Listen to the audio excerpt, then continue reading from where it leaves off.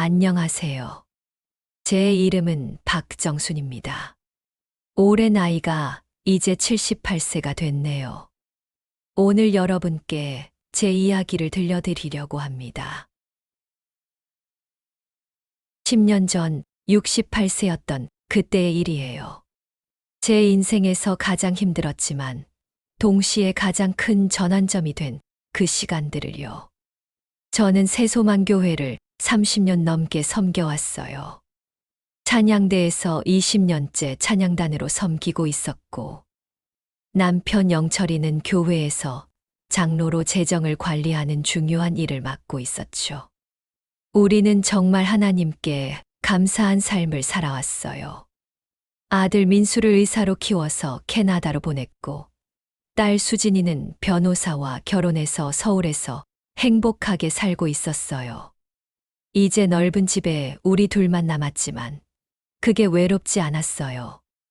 오히려 하나님께 더 헌신할 수 있는 시간이라고 생각했거든요. 하나님께서 우리에게 참 좋은 자녀들을 주셨어. 이제 교회 일에만 집중할 수 있어서 감사할 따름이야. 영철이도 그렇게 말하곤 했어요. 건설업으로 어느 정도 재산도 모았고 은퇴 후에는 교회 봉사에만 전념하던 때였죠. 그때만 해도 저는 우리 부부가 이렇게 평화롭게 노년을 보낼 거라고 믿어 의심치 않았어요. 2013년 9월이었어요. 찬양단에 새로운 분이 들어오셨어요. 윤미화라는 52세 여자분이었는데 6개월 전에 남편을 병으로 잃었다고 하더라고요. 정말 어려운 상황이에요, 권사님. 남편이 사업 실패로 빚만 남기고 세상을 떠났어요. 집도 경매로 넘어가서 지금은 고시원에서 지내고 있어요. 첫 만남부터 미화 씨는 자기 처지를 솔직하게 털어놓았어요. 같은 여자로서 너무 안타까웠어요. 52세 나이에 갈 곳도 없고 의지할 사람도 없다니. 자매님, 그럼 우리 집에 오셔서 지내세요. 어차피 방도 남아있고 아이들도 다 나간 상황이니까요. 영철이도 처음엔 찬성했어요. 그래, 어려운 이웃을 돕는 게 신앙인의 도리지. 잠시만이라도 우리가 도와드리자. 그렇게 미화 씨가 우리 집에서 지내게 됐어요. 그때만 해도 저는 정말 몰랐어요. 이게 제 인생을 완전히 뒤바꿀 시작이라는 걸. 처음 한 달은 괜찮았어요. 미화 씨는 정말 조용하고 예의 바른 사람처럼 보였거든요.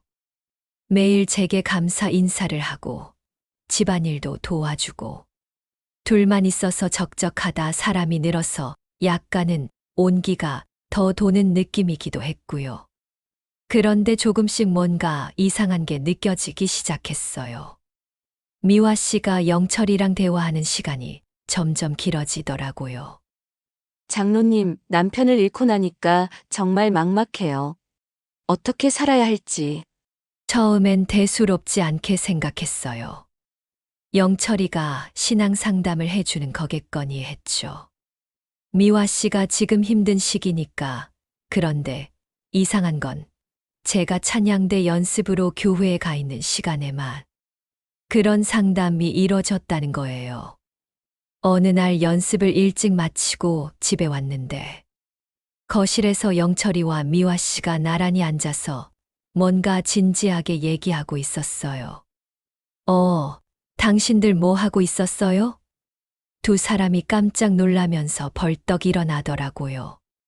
그 순간의 그 어색한 분위기, 지금도 생생해요. 미화 씨가 취업 상담을 요청해서. 영철이의 대답이었지만 뭔가 석연치 않았어요. 그날부터 저는 조금 더 주의 깊게 두 사람을 관찰하기 시작했어요. 미화 씨는 영철이가 있을 때와 없을 때 행동이 달랐어요. 영철이가 있으면 화장도 진하게 하고 옷차림도 신경 쓰더라고요. 미화 자매님, 오늘 화장 진하게 했네요. 그냥 기분 전환차 해봤어요. 하지만 저 혼자 있을 때는 평상복의 맨 얼굴이었어요. 그리고 그날이 왔어요. 어느 일요일 오후 두통약을 찾으러 침실에 갔다가 영철이 핸드폰에서 메시지 소리가 나는 걸 들었어요. 호기심에, 아니 어쩌면 이미 느끼고 있던 불안감 때문에 몰래 봤어요. 미화자매님에게서 온 메시지였어요. 장로님, 오늘 권사님이 집에 안 계시면 연락 주세요. 중요한 얘기가 있어요. 그 이모티콘까지 붙어 있었어요. 그 순간 머리가 하얘졌어요. 40년을 함께 산 남편에 대한 의심, 이게 진짜일까? 설마. 하지만 며칠간 더 관찰해보니 두 사람 사이에 뭔가 이상한 기류가 흐르고 있었어요. 확실한 증거를 찾기로 결심했어요. 어느 목요일 찬양대 연습이 있다고 거짓말을 하고 집을 나갔어요. 그리고 1시간 후에 몰래 집으로 돌아왔죠. 현관문을 조용히 열고 들어갔어요. 거실에서 들려오는 소리에 제 온몸이 떨렸어요. 영철 씨, 정말 고마워. 당신 같은 사람을 만날 줄 몰랐어. 미화야, 나도 이런 감정을 느낄 줄 몰랐다. 정순이랑 결혼한 지 40년인데 두 사람이 소파에 나란히 앉아서 손을 잡고 있었어요. 그 순간 정말 그 자리에서 기절할 뻔했어요. 40년 넘게 교회를 다니며 하나님 앞에서 맹세한 남편이 제가 선의로 도와준 여자와 불륜을 저지르고 있었어요. 조용히 집을 나와서 근처 공원 벤치에 앉았어요. 한참을 울었어요. 하나님, 왜 이런 시련을 주시는 거예요?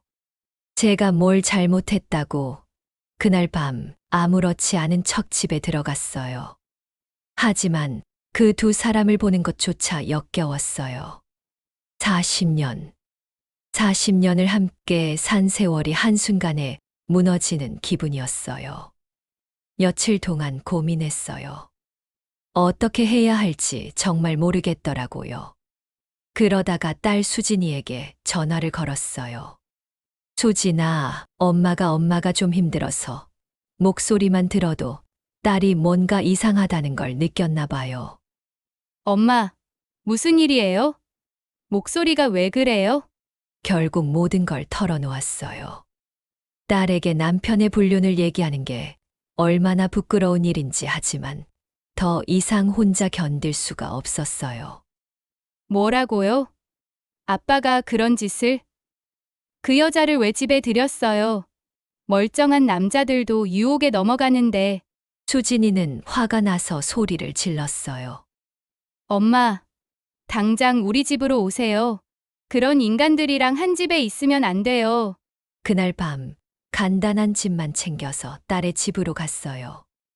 영철이에게는 수진이가 아파서 며칠 가 있겠다고만 했죠.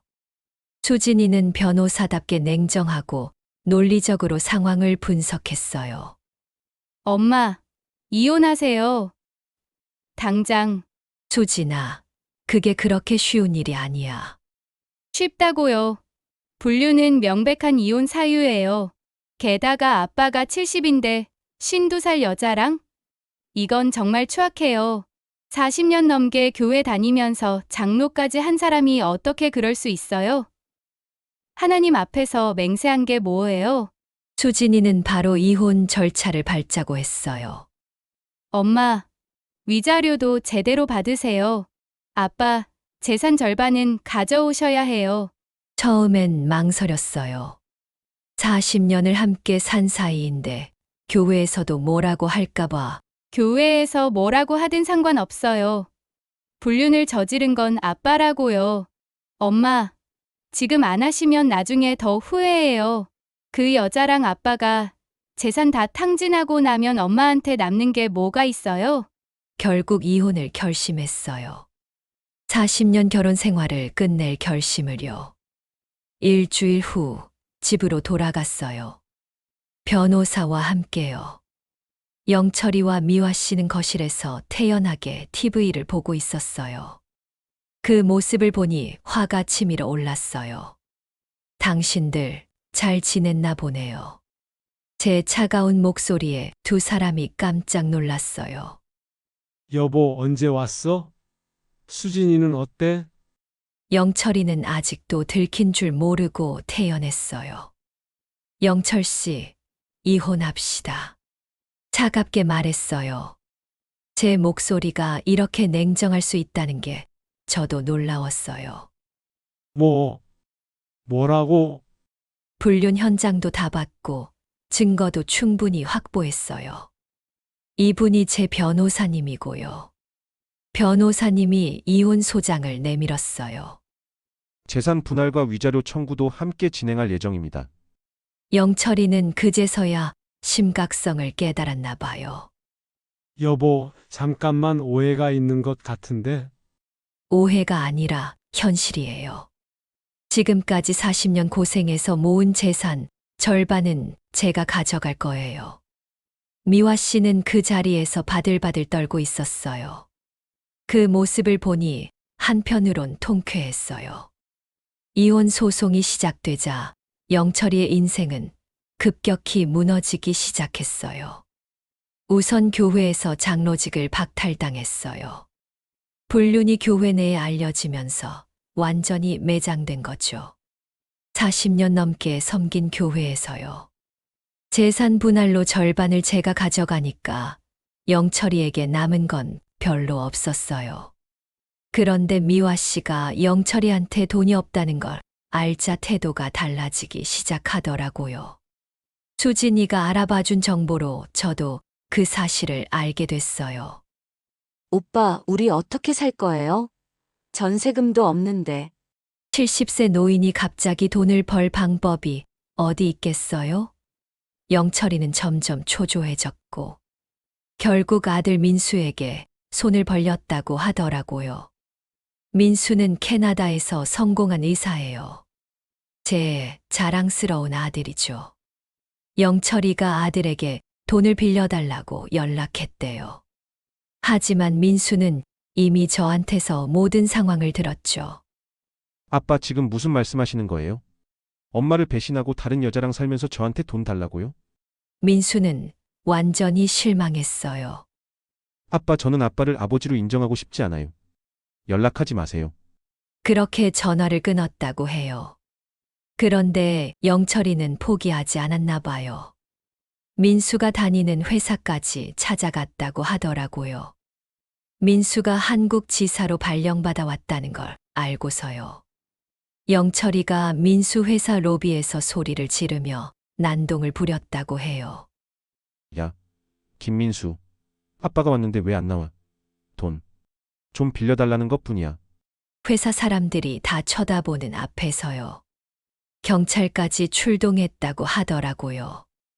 민수가 얼마나 창피했을까요? 제 마음도 아팠어요. 한때는 존경받던 아버지였는데 결국 민수는 아버지한테 접근 금지 명령을 신청했어요.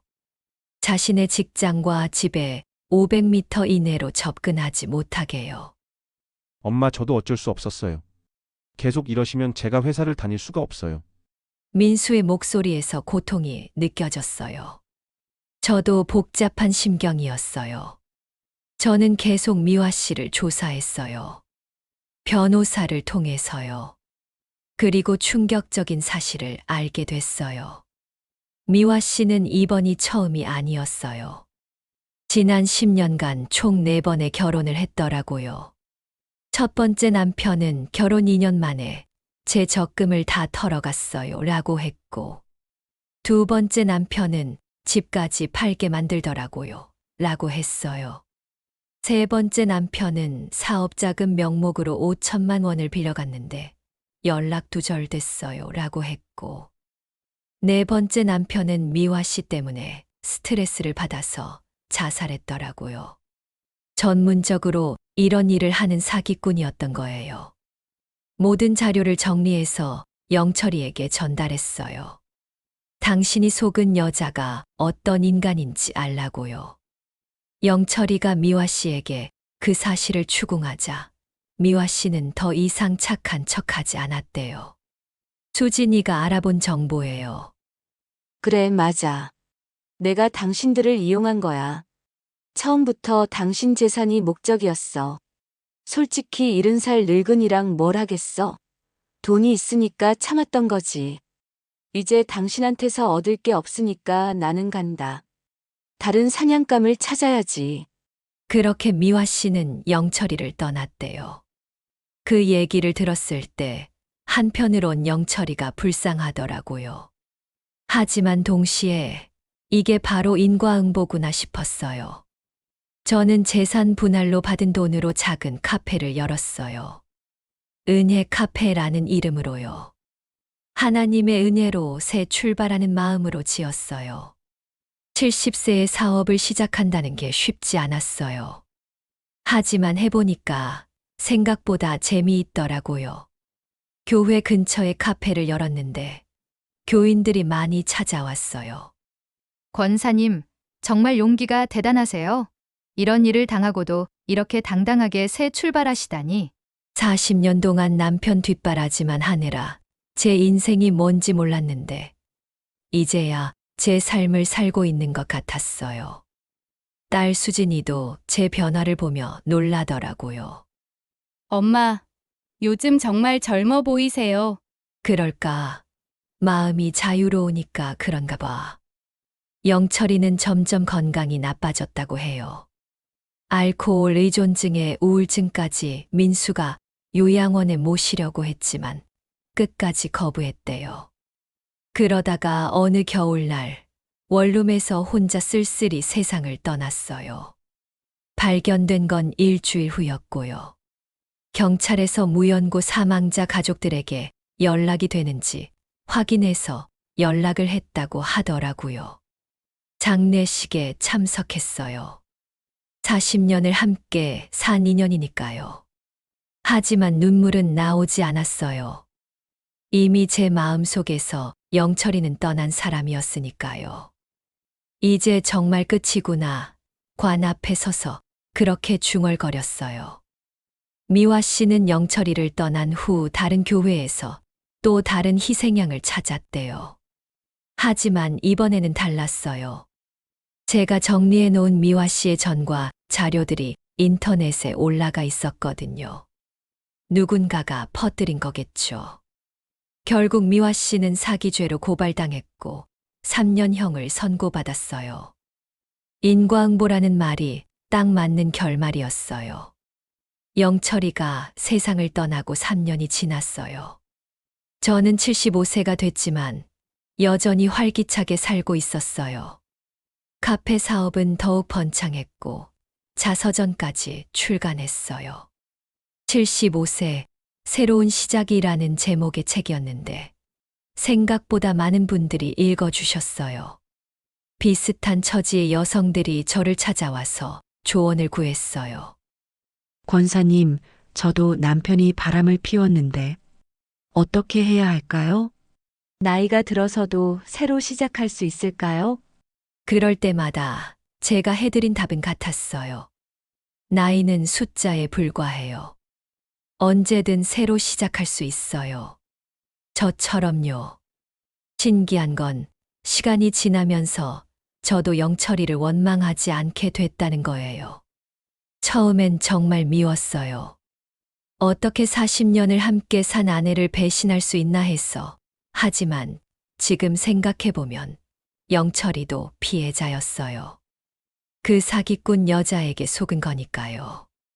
물론 잘못은 영철이가 한 거였지만 원망하고 미워하는 건 결국 제 마음만 아프게 하더라고요. 어느 날 영철이 무덤을 찾아갔어요. 영철아, 이제 다 용서한다. 당신도 편히 쉬어. 꽃을 놓고 돌아오는 발걸음이 참 가벼웠어요. 지금 저는 78세예요.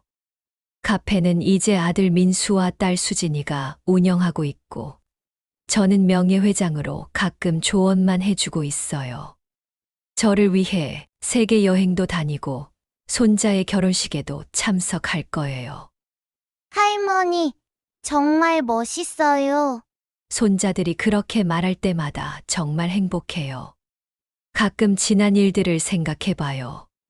그때 영철이의 배신을 알았을 때는 정말 세상이 무너지는 것 같았어요. 68세 나이에 이혼을 결심하는 게 얼마나 무서웠는지. 하지만 지금 와서 보니 그 일이 제 인생의 새로운 시작점이었어요. 만약 그때 그 일이 없었다면 저는 평생 영철이 뒷바라지만 하며 살았을 거예요. 제가 누군지도 모르고요.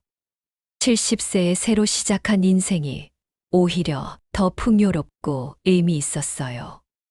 하나님께서 저에게 새로운 기회를 주신 것 같아요. 고통스러운 방법이었지만 그게 축복이었다는 걸 이제는 알아요. 비슷한 처지에 있는 분들께 제가 드리고 싶은 말이 있어요. 나이는 정말 숫자에 불과해요. 68세든 70세든 80세든 언제든 새로 시작할 수 있어요.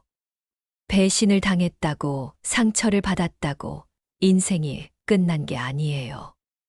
오히려 그게 새로운 시작이 될 수 있어요. 진정한 복수는 상대방을 해치는 게 아니에요. 내가 더 행복해지는 거예요. 그게 진짜 복수고 진짜 승리예요.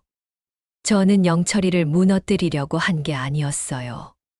그냥 제 인생을 살았을 뿐이에요. 당당하게, 떳떳하게요. 그 결과가 지금의 제 모습이에요. 어제 일기장에 이렇게 적었어요. 2020년 내 인생에서 가장 힘들었던 해였지만 동시에 가장 의미 있는 해였다. 그때의 시련이 없었다면 지금의 나는 없었을 것이다. 하나님께서 주신 시련이 결국은 축복이었다. 그리고 마지막 문장으로 이렇게 적었어요. 인생은 언제든 새로 시작할 수 있다. 나이는 정말 숫자에 불과하다. 지금도 매일 아침 일어나면 감사해요. 이렇게 건강하게, 행복하게 살 수 있다는 게요. 새로운 아침 산책을 하면서, 카페에서 손님들을 맞이하면서, 손자를 볼 때마다 정말 행복해요. 가끔 생각해요. 만약 시간을 되돌릴 수 있다면, 그때 그 선택을 다시 할 거냐고요. 대답은, 네, 다시 해도 똑같이 할 거예요. 이혼을 결심하고, 카페를 열고, 새로운 인생을 시작하는 그 선택을요. 왜냐하면 그게 저를 살렸으니까요. 진짜 제 모습으로 살 수 있게 해줬으니까요. 여러분도 포기하지 마세요. 지금 당장은 힘들고, 앞이 안 보이고, 나이가 많다고 생각할 수 있어요. 하지만 제가 증명했잖아요. 68세에도 새로 시작할 수 있다는 걸요. 당신도 할 수 있어요. 나이가 몇 살이든 어떤 상황이든요. 가장 중요한 건 자신을 사랑하는 거예요. 자신을 소중히 여기고 자신의 행복을 최우선으로 생각하는 거예요. 저는 40년 동안 남편을 위해, 가족을 위해 살았어요. 그것도 의미 있는 삶이었죠. 하지만 마지막 10년은 진짜 제 자신을 위해 살았어요. 그게 얼마나 행복한지 이제야 알았어요. 오늘도 카페에서 한 젊은 여성분이 저를 찾아왔어요. 권사님, 저도 남편이 바람을 피웠어요. 어떻게 해야 할까요? 저는 아직 30대인데. 제가 그분께 이렇게 말씀드렸어요. 당신은 아직 젊어요. 앞으로 더 많은 가능성이 있어요. 저는 68세에 새로 시작했지만 당신은 30대잖아요. 더 많은 것을 할 수 있어요. 우선 자신을 사랑하세요. 그리고 당당하게 자신의 길을 걸어가세요. 배신한 사람 때문에 당신의 인생을 낭비하지 마세요. 그분이 눈물을 흘리면서 제 손을 잡더라고요. 권사님, 정말 감사해요. 용기가 생겼어요. 그럴 때마다 생각해요. 아, 제가 겪은 고통이 헛되지 않았구나. 누군가에게 희망이 되고 용기가 되고 있구나. 그게 저를 더 행복하게 만들어요. 민수가 가끔 물어봐요. 엄마 아빠를 후회해요? 제 대답은 이래요. 후회하지 않아. 그 40년도 의미 있는 시간이었어. 너희들을 낳고 키운 시간이었으니까. 다만, 이제는 내 인생을 사는 거야. 손자가 물어봐요. 할머니가 제일 행복했던 때가 언제예요? 지금이야. 바로 지금이 제일 행복해. 그게 진심이에요. 78세인 지금이 제 인생에서 가장 행복한 시간이에요. 저녁 산책을 하면서 석양을 바라보면서 생각해요. 인생은 참 아이러니해요. 가장 큰 배신이 가장 큰 축복이 되고, 가장 힘든 순간이 가장 큰 전환점이 되고, 68세에 시작한 제 새로운 인생은 아직도 진행 중이에요. 카페는 계속 확장되고 있고, 새로운 프로젝트들도 계획 중이에요. 78세지만 아직 할 일이 너무 많아요. 가고 싶은 곳도 많고, 만나고 싶은 사람도 많고. 어제는 출판사에서 연락이 왔어요. 제 두 번째 책을 내자고요. 78세 여전히 진행 중이라는 제목으로요. 웃음이 나더라고요. 78세의 두 번째 책이라니 하지만 할 거예요. 왜냐하면 저는 아직 끝나지 않았으니까요. 제 이야기를 통해서 누군가가 용기를 얻고 희망을 갖고 새로 시작할 수 있다면 그보다 더 의미 있는 일이 어디 있겠어요? 마지막으로 이 말을 꼭 하고 싶어요. 당신이 지금 몇 살이든 어떤 상황에 있든 포기하지 마세요. 끝이라고 생각하는 그 순간이 새로운 시작일 수 있어요. 저처럼요. 68세에 이혼하고 70세에 카페를 열고 75세에 새로운 사랑을 만나고 78세에 여전히 꿈을 꾸는 이게 바로 제 이야기예요. 당신의 이야기도 이렇게 아름다울 수 있어요. 나이는 정말 숫자에 불과해요. 중요한 건 마음이에요. 포기하지 않는 마음, 자신을 사랑하는 마음, 새로 시작하는 용기. 저는 그걸 증명했어요. 이제 당신 차례예요. 긴 이야기 들어주셔서 감사합니다. 제 이야기가 누군가에게 작은 희망이 되길 바라요. 그럼 저는 이만 카페로 돌아가 볼게요. 오늘도 제 카페에서 많은 분들이 저를 기다리고 있을 테니까요. 감사합니다. 그리고 기억하세요. 언제든 새로 시작할 수 있다는 걸요. 박정순 78세. 여전히 진행 중입니다. 오늘 이야기는 여기까지입니다. 다음 이야기에서도 더 흥미진진한 이야기로 찾아뵙겠습니다.